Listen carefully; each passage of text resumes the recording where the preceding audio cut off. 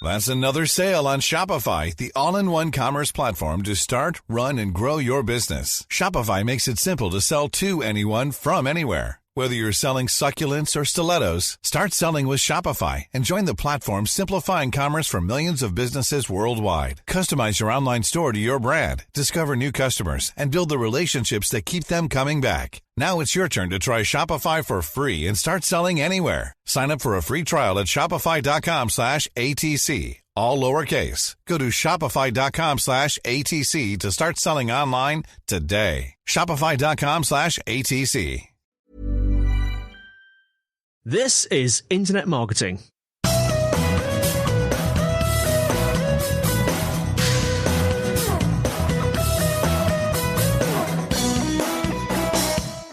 Hello and welcome to the Internet Marketing Podcast brought to you by SiteVisibility. I'm your host, Scott Colenutt, and with me today is Sean Connell, Content Director at The Sponsor. And we're going to be discussing how to find your perfect sponsorship partner. Welcome to the podcast, Sean. Hi, Scott. Thanks for having me on. I'm looking forward to understanding more about your background and what The Sponsor are all about. So do you want to take a moment to introduce yourself to our listeners and describe what it is you do? Sure. So I'm the content director of The Sponsor magazine, which is a publication specifically for marketing professionals. And our audience or everything we do is designed to help our audience make their campaigns more impactful and increase their return on investment. So whether you're implementing sponsorship for the very first time in your organization, or if you're the marketing lead for a portfolio of partnerships spanning multiple different geographies, we cover various different topics that are relevant to that. And throughout the year, we interview experienced sponsorship leaders and academics and agencies, industry disruptors to share their experience, their insights, and their practical tips with our audience in the hope of helping to make your campaigns, as I say, more impactful. So the way that we do this is we publish articles and reports on thesponsor.com, but we also host a series of events covering best practices in different sponsorship categories. So, for example, next month we've got an event all about sponsorship of the arts and how you can enhance and alter your stakeholder perception through sponsorship of the arts. And there we've got various different speakers from prominent art sponsors like UBS and BMW Group. But then again, in a couple of months' time, we'll be covering esports, which is a fascinating sponsorship sector for many brands that are now starting to wake up to that. But also with my other hat on, I'm also the managing director of Sponsor Analytics, which is a data-driven sponsorship research, evaluation and measurement firm. We help brands to really identify who their perfect sponsorship partner is, as well as implementing sort of strategic campaigns to overcome specific brand challenges, whether that's a need to sort of increase brand awareness and increase sales, or it might be more towards enhancing stakeholder perception or even talent attraction and retention. And that's really the beauty of sponsorship, is that it can serve multiple different purposes within the business. And so you are the content director at The Sponsor, and you're also, did you say the founder of Sponsor Analytics? Yes, the founder and managing director of Sponsor Analytics. So that's a business I've been doing for about 7 years or so. And it's fascinating because actually, well, what we do a lot of the time with Sponsor Analytics is work with sponsors that are maybe looking at sponsorship for the first time. Because it can be quite a daunting sort of experience. You know, where do you begin? There's a ocean full of available opportunities. There are, most marketing managers that are listening to this now are probably get, anywhere between 1 and 100 sponsorship proposals a week. And so at Sponsor Analytics, we help to sort of guide through that process. And for you specifically, I'm interested in your background and how you ended up in the position to focus in this niche of sponsorship. So tell me a little bit about that. How did you end up where you are today? So I actually started at a brand valuation and intangible asset company called Brand Finance. And there we used to produce rankings of the most valuable brands across different sectors. So we'd have the 500 most valuable banking brands, telecoms, most valuable brands in India, so on and so forth. And I was actually contacted one day by the commercial director of one of the Premier League's biggest football clubs, who wanted a list of our 500 most valuable banking brands. And it was publicly available information, so I was happy to oblige. But curiosity got the better of me. And when I asked her why she wanted this, she said, well, it's just a great list for our sales team to call through and see if any of them want to sponsor Arsenal. Right. And sorry, I've just inadvertently revealed who the Premier League team in question was. If you want to read that bit out and it's confidential, just feel free to go back over that. That's fine. I'll cut this bit out. To be honest, this was a while ago, Scott, so I'm sure that Arsenal have changed their ways, which is shown by the fact that they're now top of the league and got some great sponsorships. But no, the commercial director wanted to know, this sort of Excel sheet of all these different banks, and they were just going to call through all of them to see if they wanted to sponsor Arsenal. And I was shocked that a team as big as Arsenal could, care so little about sort of what their attributes were as a football club, who their audience was, and what brands might stand to benefit most from a partnership. But of course, the scary thing after that is the realization that they must do this because it works. And if you follow that train of thought, it sort of leads you to a place where you realize that there are marketing directors out there that have said yes or no to a proposal that has landed on their desk, completely unaware that they were, number 300 of 500 called that morning. So it sort of showed to me that there's a real need still in the sponsorship industry for brands to really be thinking about who they are as an organization, what they want to be, and how sponsorship can sort of help them get there, and who the best possible partner would be.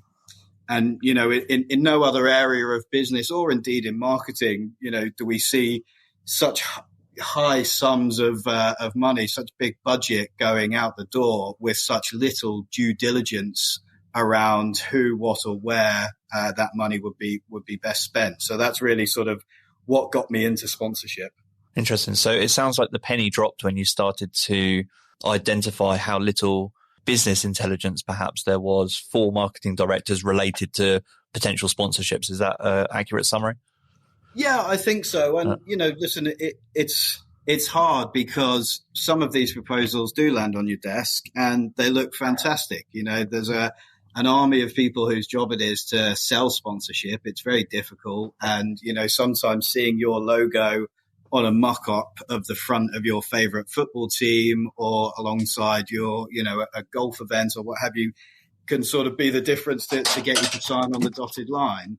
But really, we need to be thinking much harder about our own brand, what we represent, and how we want our stakeholders to perceive us in the future, and then using that as a basis to go out and explore what sponsorship opportunities are available to us that will be the best possible fit for our brand. So our sort of motto is, if you didn't initiate the contact, then it's probably not the right partner for you. So I appreciate that this might seem elementary to you and perhaps to some of our listeners, but talking about sponsorship. So I speak on this podcast about influencer marketing, partnerships, collaborations. And I'm kind of curious to know your definition of sponsorship as it is today. Is it those things that I've just discussed? Is it more than that? What's your definition? Well, I think in some ways it is that. In its purest sense, it's an agreement between two parties whereby the sponsor pays a sum of money to obtain the rights to leverage a team or event or an individual for their benefit. But of course, it's so much more than that. It's a partnership. And I think that's where the difference comes in. Quite a lot of the time, I see things that are labeled as a sponsorship, which to my mind are nothing more than an advertisement. One of the things that I'm something that annoys me quite often is if you've seen live sport on TV, you quite often see these moving advertising boards going around the side of the pitch. which I find quite distracting. And, in that split second to the build up of a goal or the pass that led to a try, you can find yourself distracted by this moving advertising board. And I think actually the best example of this was there's a player, Thiago, who was playing for Bayern Munich at the time. And he was so confused by the moving advertising board. It was a little image of Father Christmas shoveling snow, courtesy of Allianz, moving around the side of the pitch, that he was so confused that he passed the ball straight to Santa Claus himself. So I think that sort of goes to show that, these advertisements are distracted. And really, we need to start thinking about, if this is a partnership, what sort of relationship do we as sponsors want to have with fans? Is it one based on us distracting them from the very thing that they love? Or is it one in which we find some way to, as a sponsor, provide a positive contribution to the team or event they love? So I'm a really big fan of any sponsorships that can find a unique way to make that event better. And there are lots of good examples with it. It can be as simple as providing behind the scenes footage, or footage of players in the tunnel, or anything like that brings the fans closer to the team or event. One of the examples I love, and this is from a long time ago, but it was the old telecoms brand Orange were sponsoring a music festival, and rather than putting the Orange logo all over the stage and all over everything that they could get their hands on, they simply provided charging points all over the festival ground, so that when that most common of things happened, where you get separated from your friends and your mobile phone dies, there's Orange to provide a positive contribution to your enjoyment of the event. And I think that leads to enhanced brand perception on the part of the fans, and ultimately a greater tendency to try and greater engagement. A few things stand out to me from what you're saying here. It's the benefit to both parties, which it's kind of a little less transactional than maybe influencer marketing is. I'm not saying that all influencer marketing is very transactional. There are lots of brands that work with influential people over a long period of time, and it works really, really well. But there's also a very transactional side and short-term perspective in that space that I see often. Sponsorships, from what you're saying, feel like a more of a long-term commitment and alignment. Is that fair? Yeah, I think that's absolutely right. And, that is equally true of influencer marketing as well. Mm-hmm. Or, we recently wrote an article about a sort of brand ambassador checklist. And if you look at what, one of the best examples of this is sort of Roger Federer, who's got fantastic brand partnerships.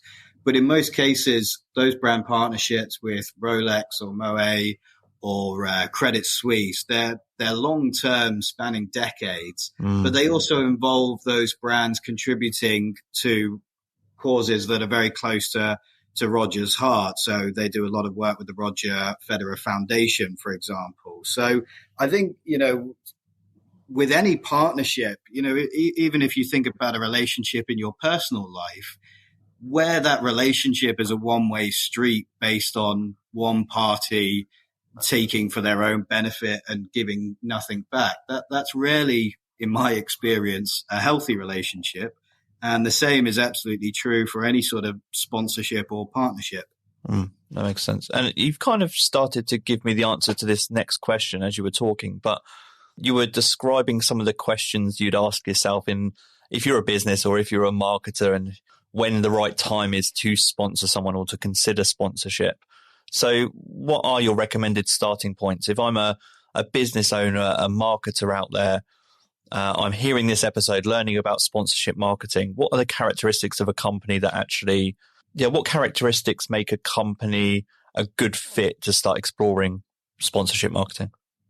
I think any company, can begin sponsorship. Even if you think about your local coffee shop, mm-hmm. they are engaging in activities which they know to be close to the hearts of their customers. And that might be as simple as sponsoring the local under-10s football team. But when we think about a larger size business, I think the most important thing is to make sure that we have our brand values, our purpose, our mission statement, all of these things perfectly well aligned and importantly agreed upon by all stakeholders concerned with the business.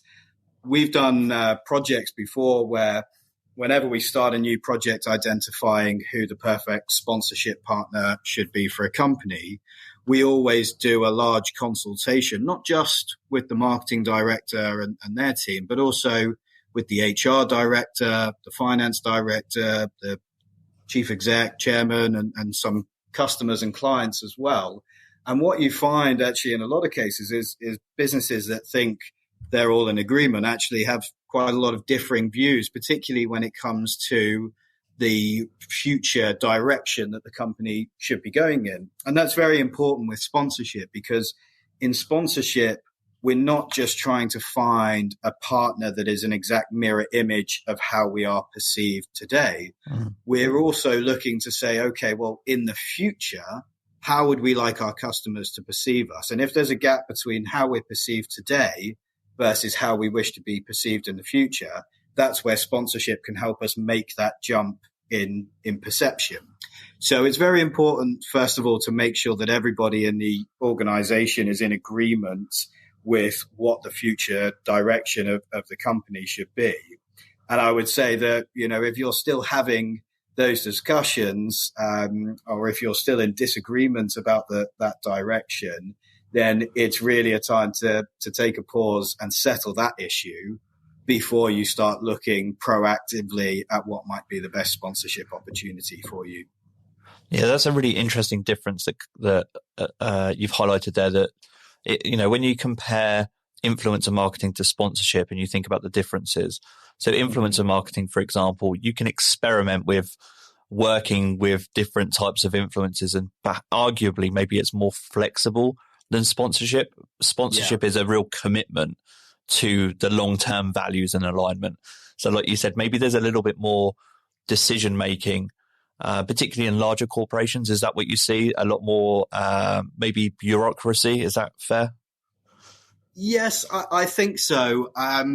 It's important that process has to happen, because what you're talking about in most cases is a pretty serious marketing expenditure. Yeah. And so before making that commitment, it's important that we do know exactly the direction of travel, and that when we come to commit, that we do so in a big way. And I think quite a lot of the time when we have implemented successful sponsorships, actually it goes sort of beyond what the stated marketing budget is, because it's a bigger commitment over the long term. Successful sponsorship, it is a long-term game, and in order to really feel the effects, and there's a lot of research to support that even now, when you ask people, name some sponsors of Liverpool Football Club, for example, Carlsberg will still come up in that conversation, and that sponsorship ended quite a long time ago, but it was a long sponsorship when it took place. And so, it is a big commitment, and it's very important to make sure that, all your ducks are in a row before deciding to make that plunge. The risks are high, but the rewards are also high, equally kind of an equally big commitment. Yeah, exactly. And the rewards are incredibly high. With one piece of expenditure, you can attract new customers, you can engage your existing customer base, you can attract new talent, you can retain and motivate staff, you can even enhance how investors perceive your business and how, suppliers perceive your business. So it's also important that this budget, and people sort of say, that's a lot of money to spend on marketing, but it's not just marketing. It's affecting the entirety of the business and how it's perceived by multiple different stakeholders. On the flip side of all of this, what are some signs that a business isn't ready to isn't ready to sponsor another business, another company? What do you see? Well, I think just exactly that if you're still having these disagreements, then it's in a bad place. But also, if you are stretching financially beyond your limits, that's also a sign that needs to be, seriously listened to, because we've had examples recently, obviously, in the digital assets market. You've got various crypto exchanges which have put huge outlays on marketing, on sponsorships, and have had to, essentially pull out of these deals. And of course, there's multiple different reasons why some of these crypto ones have gone belly up. But, another example is Kazoo. Kazoo went on a huge sponsorship drive. Many of your listeners here in the UK will know them as sponsors of the darts and rugby and pretty much most things going, but they were also heavily invested in European sponsorships, Atletico Madrid, I think, and a few others. And so sometimes there is a tendency to go a bit crazy on that front. So it's important to sort of, spend within your means. I don't know much about what happened with Kazoo. What happened with Kazoo? Well, I think it was part of a larger strategy to also focus more on UK profitability rather than driving awareness on the continent.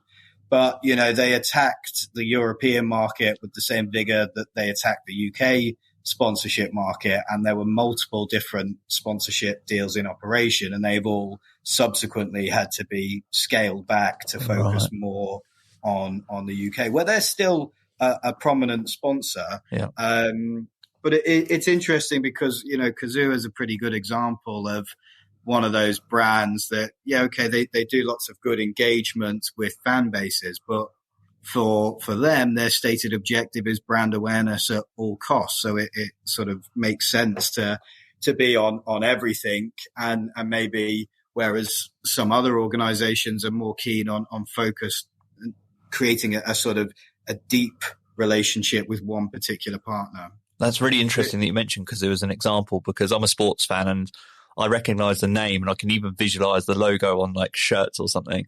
But I could not tell you right now what Kazoo do. I couldn't tell you what business they are.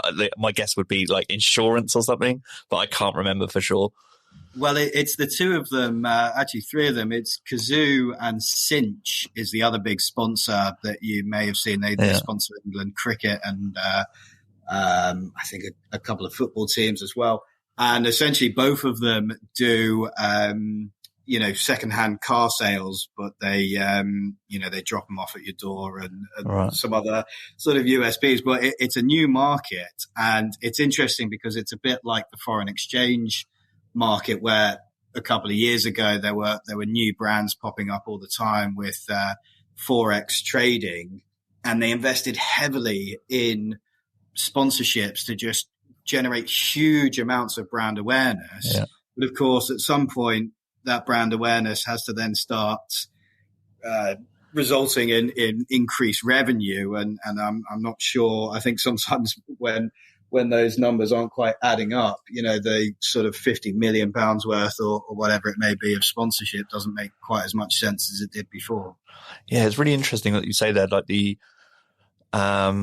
in a way, if you have the funds, it's quite easy to scale sponsorship in the way that you're describing.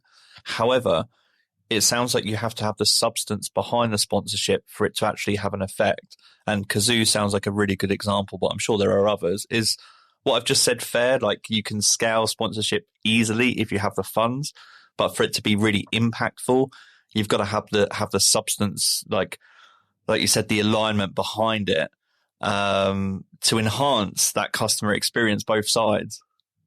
Yeah, I think that's absolutely true. But, you have to keep in mind as well what the stated objectives of the business involved is. Lots of times one of the ones that people quite often say to me is 32 Red sponsorship of Derby County, where Wayne Rooney was the sort of brand ambassador and wore the number 32 shirt, and it was all very controversial. And, people hold that up as a terrible example of sponsorship. But actually, what was 32 Red's first, second and third objective of that campaign was brand awareness. And it created a huge amount of brand awareness. So in that respect, was it a good sponsorship? Well, in their eyes, perhaps it was. But it really comes down to, as you said, I think in a sort of perfect world, what we're always looking for in sponsorship is three things. Is it reputationally aligned to our brand values and how we wish to be perceived? Is it aligned to our target audience? And thirdly, and this is the bit that is most often overlooked by sponsors, is this idea of, are we in some way providing a positive contribution to the team or events that we want to partner with? And a lot of sponsors are only concerned with the first two, but the ones that really get it right do all three very successfully. Yeah. Okay. So a scenario-based question for you, assuming that I have the answers to those questions, that I'm a business, I'm kind of ready to sponsor, and I'm ready to take it to the next stage and find the teams or events that are worth sponsoring or that are a good fit. How do you go through that process of identifying potential partners for sponsorship? Where do you start? I imagine a little bit of context that's going through my mind is, I feel like it might be quite an overwhelming process because there are just, like, for example, in sports, there are just so many teams, there are so many events. How do you make that less overwhelming? Yeah, it's a really good question. And you're right, it is overwhelming. And I think that's the majority of the reason why that people are quite happy to take one of the proposals that lands on their desk. All right. Ultimately, though, it must be a proactive approach.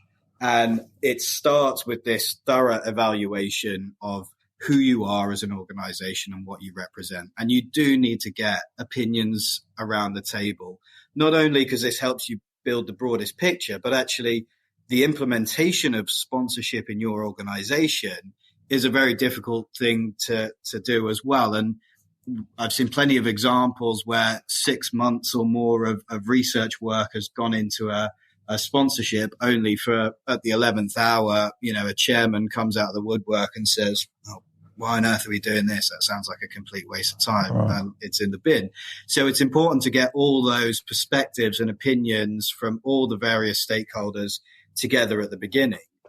But once you've got that, it's important to think not just who are we as an organization today, but almost more importantly, who do we want to be, or how do we want to be perceived at the end of this sponsorship?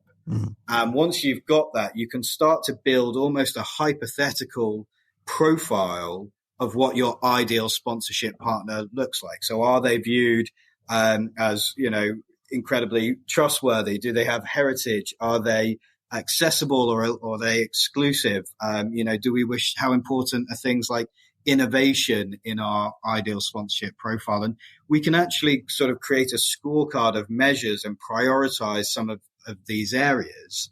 And once we've got that, then and only then can we start to look outwardly at this ocean of opportunities.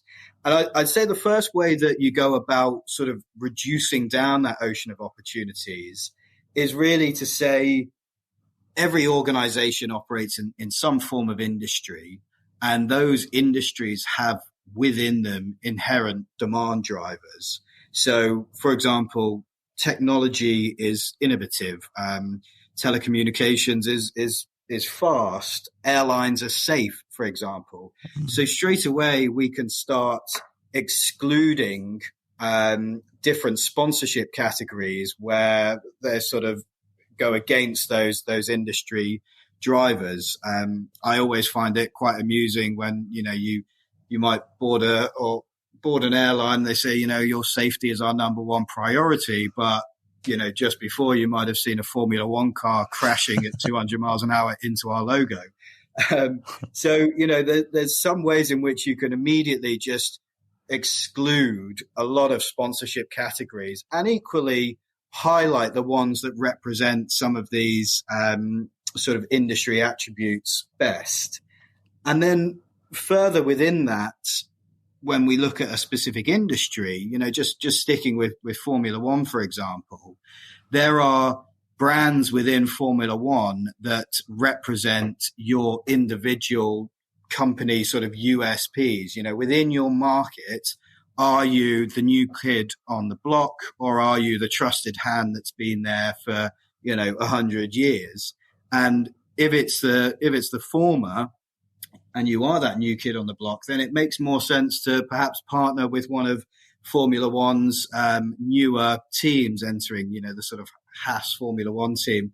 Whereas if you're wanting to project an image of being a sort of experienced hand, then, your sort of Williams team might be a better fit. So I think there are ways in which within a specific industry, you can start looking at different data points. It might be the ticket price or the year the team was formed or things like this to start to whittle down further the teams and events within that specific sponsorship category.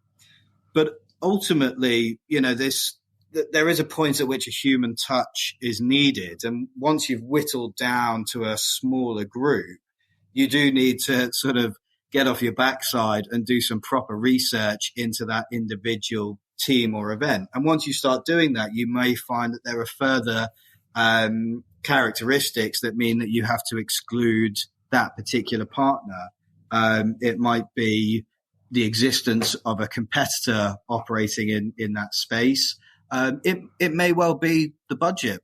Part of your ideal sponsorship profile is you need to be setting out exactly what your budget limitations are as well, because unless you're McDonald's, budget is an issue for most brands, so that needs to be taken into the equation as well. So when we start researching these different individual teams or events in more detail, you'll find that we start excluding more and more of them until you're left with a small group of perhaps 4 or 5. And what this group represents is a series of very well aligned potential partners. But of course, that unfortunately, Scott, is not the end of the road either. At some point, we need to interact with these teams or events. And really what we're looking for at this point is that third piece of the sort of sponsorship puzzle that we're looking for, that how can I, as a brand, provide some positive contribution to this team or event. And that means not just agreeing to whatever sponsorship proposal that team or event wants to put forward. And by the way, that it will be their preferred option because they've done it before. They know how to implement it. Whereas actually what we need to be doing is how can we create a new or unique way to engage with this team or event. Examples that we did on a project recently at Sponsor Analytics was between a wealth manager and the Goodwood Revival. Yep. It's a sort of festival of motor racing. It's all pre-1960s themed, so there's Lancaster bombers and all of this sort of thing. But one of the areas of that event was that guests could turn up in their own sort of pre-1960s car and park in this special field. But actually it was a real highlight of the event for all the other, 250,000 or so people that attended to go and walk around this field and look at all these different cars. But the problem was that the cars were parked in the order they arrived, not in terms of quality. So what we did is we completely rebranded the whole area as the client was Smith & Williamson. We rebranded the whole area as the Smith & Williamson Owners Club, and we ran a competition to identify the very best cars and then bring them front and center to be enjoyed by the audience. So when the audience went into that field, they no longer had to, walk all the way around it or were still missing a really rare and beautiful car simply because it was parked somewhere at the back. It was right there to be enjoyed. So yeah. Smith & Williamson, through their sponsorship, had, yes, increased brand awareness amongst the target audience, but they'd also made the event better for everyone by their being there. And of course, the winners of those most rare and beautiful cars, we sort of said, well, they might be quite affluent individuals that Smith & Williamson might want to talk to. So they were all invited to sort of trackside hospitality as well. So I think that's really the important point, is once you've whittled down the sort of ocean of available opportunities to really try and interact with a team or event to figure out some unique way that you can be part of it. And to be honest, if the only thing that you can figure out to do is to stick your logo on the shirt or around the edge, again, you need to be thinking, is this really the best possible use of your sponsorship budget? Yeah, I think that's some great advice. As you were talking about that process, the research process, whittling down, it sounded like a very logical approach. And I'm thinking, is there, what resources are there in this space that help companies go through that process? Like, is there software? Are there kind of reputable reports? Of course, this is a plug for the sponsor as well. And I assume that you're at the heart of trying to help marketers make these decisions as well. That's why you produce the content that you do. Yeah, exactly. I mean, it is a difficult topic, really, and there's no right or wrong way about it. As you say, that approach that I described there, to me, is the most sort of logical one that whittles down that ocean. But it really depends on what your objectives are. That's why that consultation right at the beginning is so very important, because that is what is setting the scene for, is brand awareness our key objective here? Are we looking to enhance our brand image? All of these sort of things. So I think, one of the things that we can do as well, and what we try and do with the sponsor, is speak to experienced sponsorship leaders, speak to the marketing director of UBS or HSBC or what have you, and try and get all these different opinions together as to how do they do it, because there is no one universal right answer to this. And really, a lot of the sort of things that we're talking about, sponsorship is not a particularly, not a particularly well-established industry in the sense, or perhaps that's the wrong way of saying it, but really the sort of the best practice is continually changing. And so it's important to speak to other marketing leaders and hear how they go about it and the mistakes that they've made and the things that they didn't consider in order to try and find your own path. And I think that's an important point, is that it is a unique journey for every brand. There are no two sponsorships that are exactly the same, because every company has their own objectives and their own budgets. And so I think you need to sort of find your own way, but certainly the approach that I described there of whittling down that ocean helps to reduce this overwhelming task to just 4 or 5 very well-aligned partnerships. And assuming that I've gone through that process and I've now, I've got a hit list of potential companies, businesses, events to sponsor, what are some questions to ask, and what are the questions that you think, what are the most interesting questions that you've come across that are asked of potential partners in this space? Well, I think the most important thing that you absolutely must be asking your new sponsorship partner is about their audience, because they are the experts on their audience. They know what their audience likes and dislikes, and their behavior and their sort of makeup.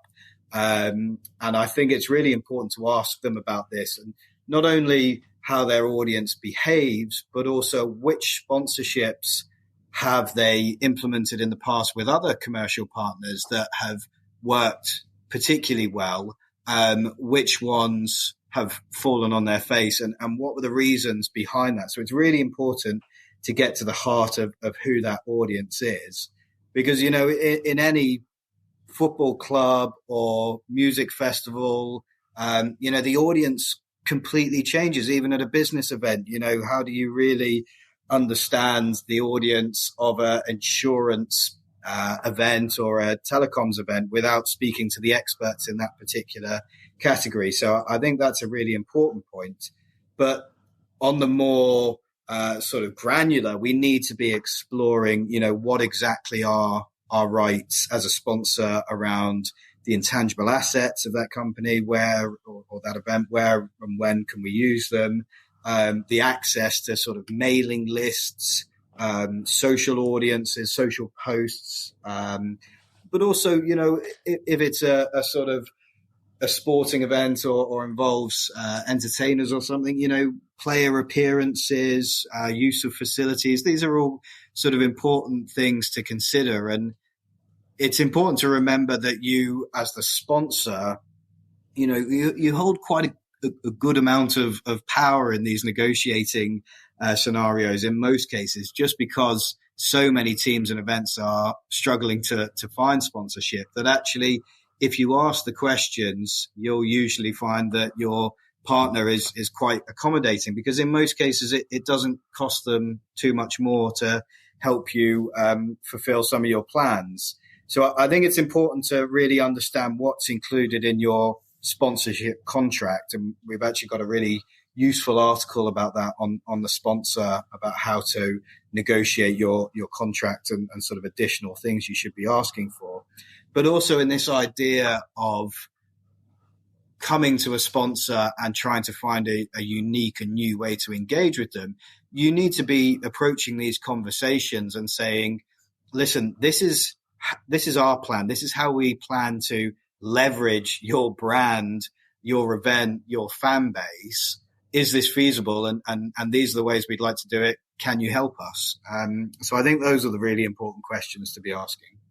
You mentioned something interesting there about the difficulty in actually finding sponsorships. And I'm interested, just from what you've seen more recently, are there any particular sectors or event types that are struggling more to identify partnerships? I think business conferences are still struggling in the wake of COVID, Right. From the sort of still transitioning from this virtual sort of setup of conferences. You've got some conferences with thousands of people that used to gather together in one city, and they are starting to happen again. But, audiences are very different from how they were.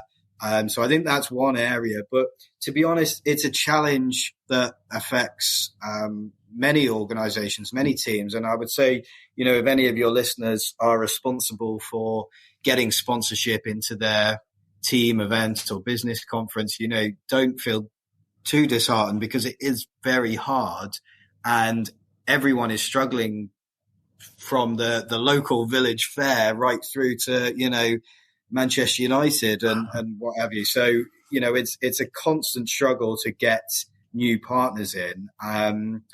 And I think that's why in most cases, a little bit of advice for any of those people who are responsible for getting sponsorship into their organization is how important it is to look after your sponsor.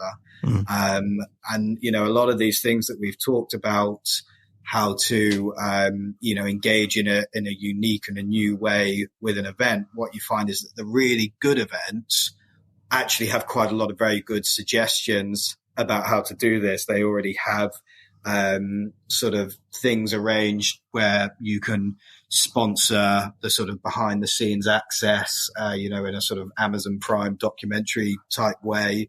I think it's a problem across the board, how to get new sponsors in. But, the message to any marketing professionals would be, really try and sort of see how much you can get. And because in most cases, your sponsors will be more than happy to meet your sort of requirements in any way they can. Yeah. And I just wanted to close on the topic of measuring success, because you've referenced brand awareness several times in this episode. I want to know if it's more than that. So when you see discussions happening between sponsors and businesses, what kind of metrics are being used to identify what the measures of success are going to be? Well, the one that I most frequently see is the sort of advertising value equivalency measure. Right. And I've had, marketing directors say, well, my sponsorship pays for itself because my advertising value equivalency is X. The reality is that's just one part of the picture. In order to form a true assessment of the success or failure of a sponsorship, we need to be considering both the hard and the soft measures. So, the soft measures are sort of brand perception. How were we perceived when we started this sponsorship, how we perceived today, how do our audience, how much more engagement have we had on social media and these sort of things. But it's also important to take as many hard measures as we can. So, where or how has this sponsorship resulted in direct sales or increased number of leads?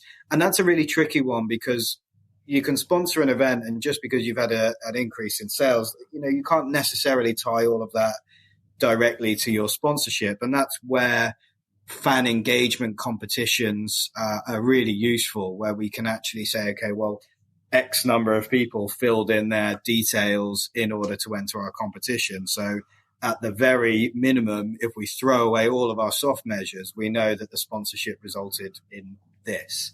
But really, as I say, it's a mixture of both hard and soft measures. And there is no one universal formula for, determining whether sponsorship was a success or not. You need to take down all the information that you have available, all of those hard and soft measures. And with that same group that you conducted the consultation with at the beginning of the project, you need to then look at those measures and collectively decide whether you thought, that it was a success or a failure, really. So it's not a black and white, but we do need to be taking in as much information as we can.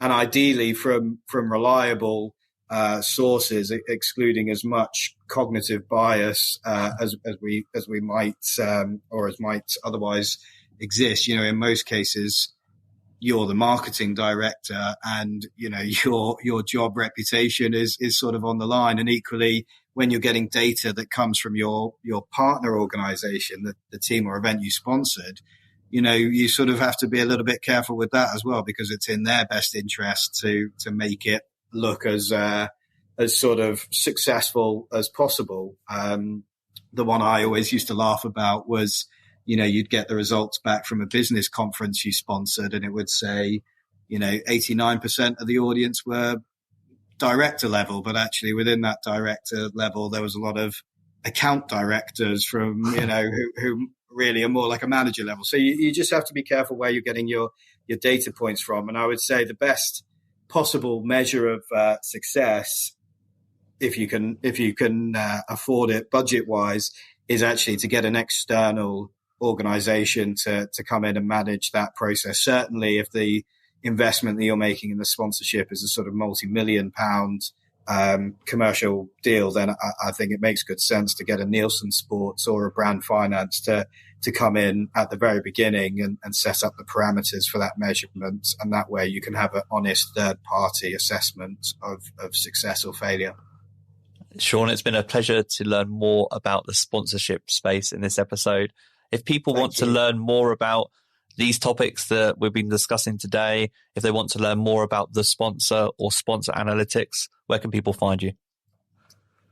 So we are the Sponsor Mag on all the relevant social media. That's our handle, and it's thesponsor.com. And then sponsor analytics is sponsoranalytics.co.uk, but that should probably just pop up in the top of Google as well. Did the sponsor anyone? The sponsor hasn't sponsored anyone. No, the sponsor is purely a knowledge giving platform to help marketing leaders make their campaigns more impactful and increase their return on investment. We're on a bit of a mission to make sponsorship as a force for good, not just for the brands, but for the teams and events, and most importantly for the fans as well. Great, thanks, Sean. The links to everything we've discussed today will be in the show notes. For now, Sean, I'll just say thank you so much. And this has been the Internet Marketing Podcast. Take care.